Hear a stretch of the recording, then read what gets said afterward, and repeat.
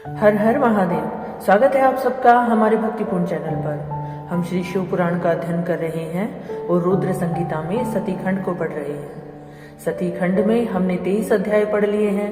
23वें अध्याय की कथा में हमने सुना कि महादेव माता सती को भक्ति के प्रकार बताते हैं कि भक्ति सगुण और निर्गुण 2 प्रकार की है, साथ ही इनके उप प्रकार भी हैं।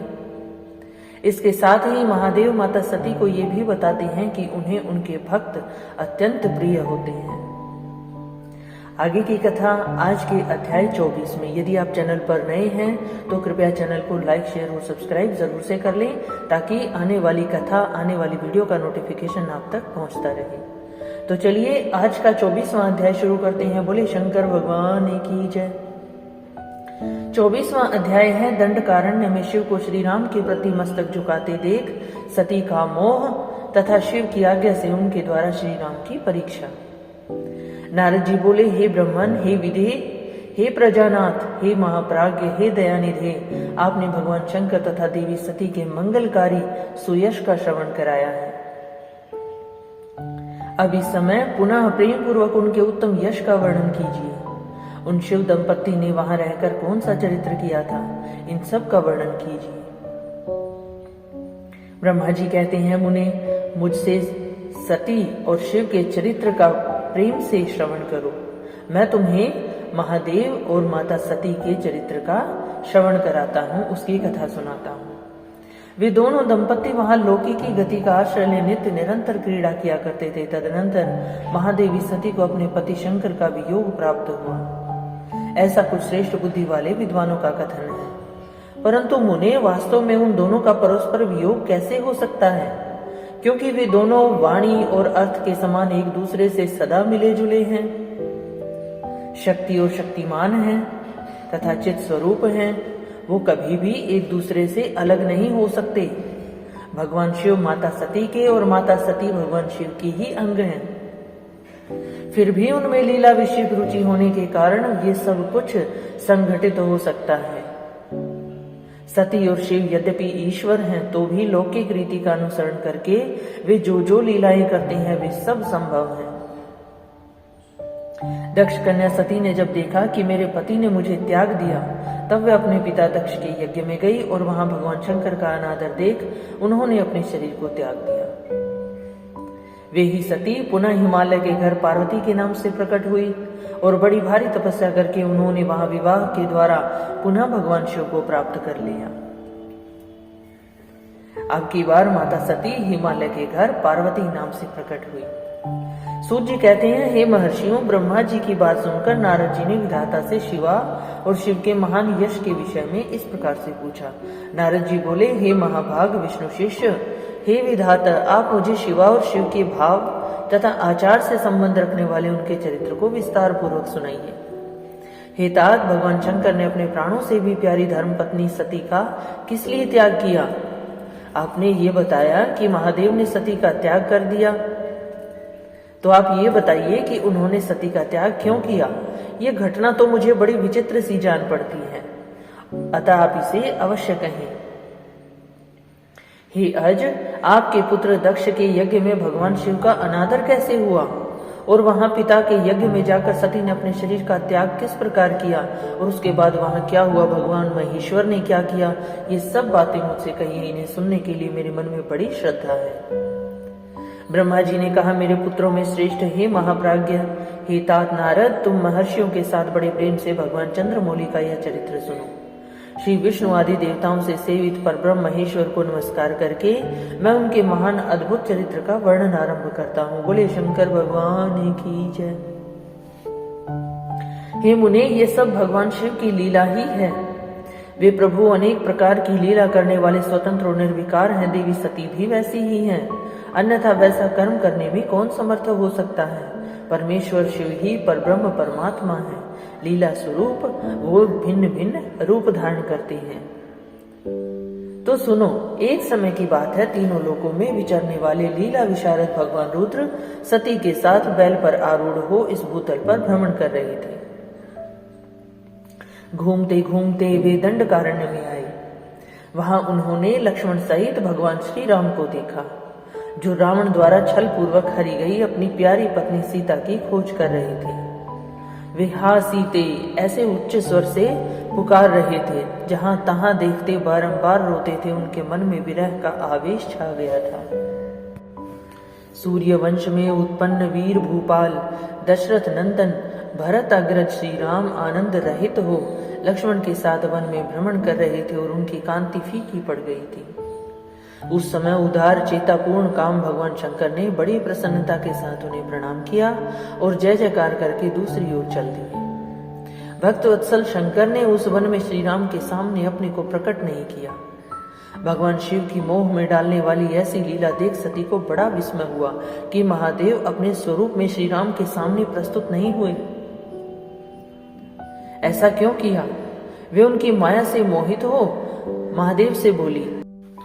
सती ने कहा, हे देव देव सर्वेश, हे परब्रह्म परमेश्वर, ब्रह्मा विष्णु आदि सब देवता आपकी ही सदा सेवा करते हैं।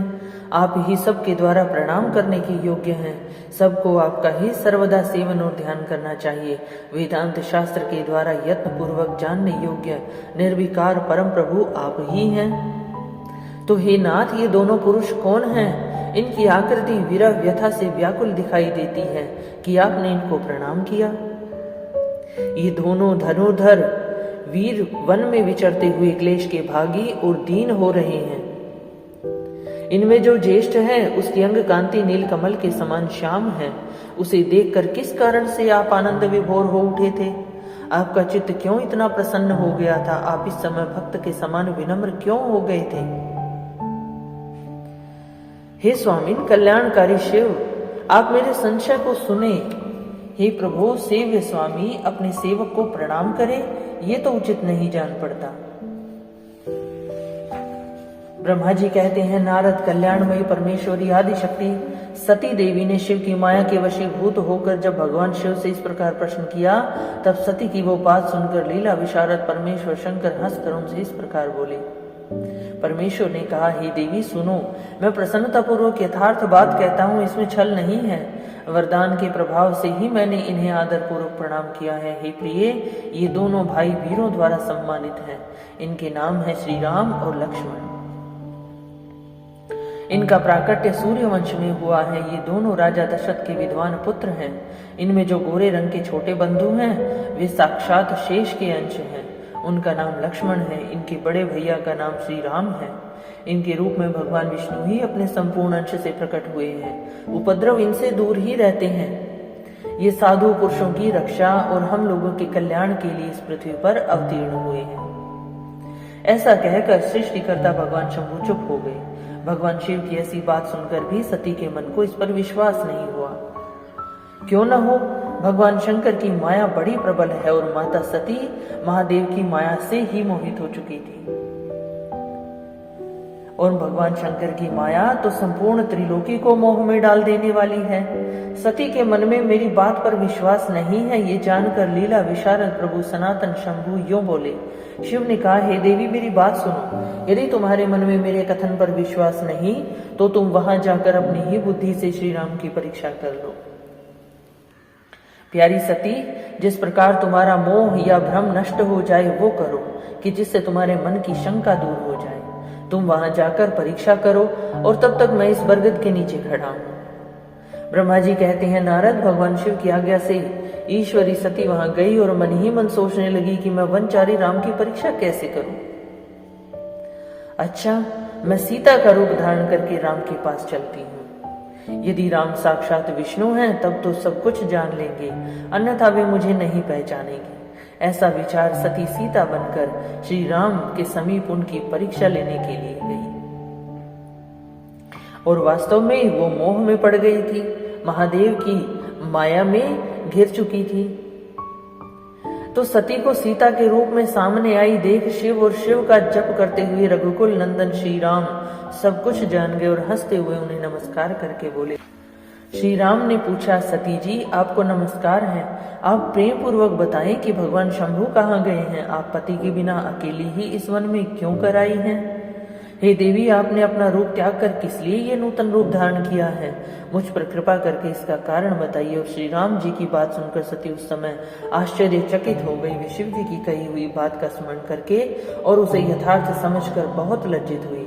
श्री राम को साक्षात विष्णु जान अपने रूप को प्रकट करके मन ही मन भगवान शिव के चरण अरविंदों का चिंतन कर प्रसन्न चित्त हुई सती उनसे इस तरह बोली, हे रघुनंदन, स्वतंत्र परमेश्वर भगवान शिव मेरे तथा अपने पार्षदों के साथ पृथ्वी पर भ्रमण करते हुए इस वन में आ गए थे। यहाँ उन्होंने सीता की खोज में लगे हुए लक्ष्मण सहित तुमको देखा और उस समय सीता के लिए तुम्हारे मन में बड़ा क्लेश था, बड़ा दुख था।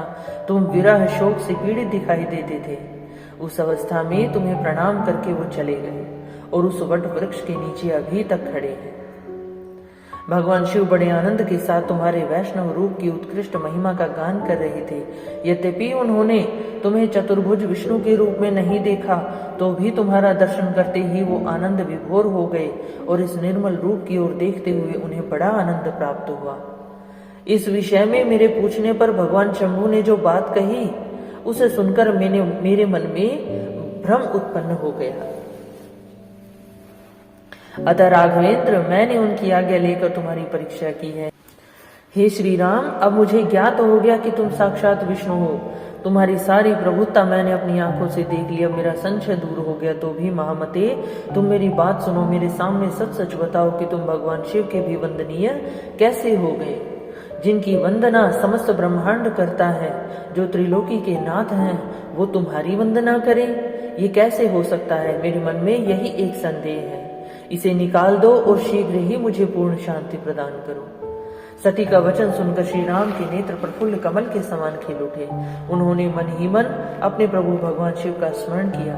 इससे उनके हृदय में प्रेम की बाढ़ आ गई। हे मुने, आज्ञा न होने के कारण वे सती के साथ भगवान शिव के निकट नहीं गए, क्योंकि महादेव की आज्ञा नहीं थी। तथा मन ही मन उन्होंने उनकी महिमा का वर्णन करके श्री रघुनाथ जी ने सती से कहना आरंभ किया। और श्री रघुनाथ जी ने सती से क्या कहा, इन सब की चर्चा अध्याय 25 में की जाएगी। सती खंड का 24वां अध्याय यहीं समाप्त होता है। आगे की कथा सुनने के लिए आप चैनल से जुड़े रहिए। लाइक, शेयर और सब्सक्राइब करना बिल्कुल ना भूलें। महादेव सब पर अपनी कृपा बनाए रखें, सबकी मनोकामनाएं पूर्ण करें। इसी भावना के साथ हर हर महादेव।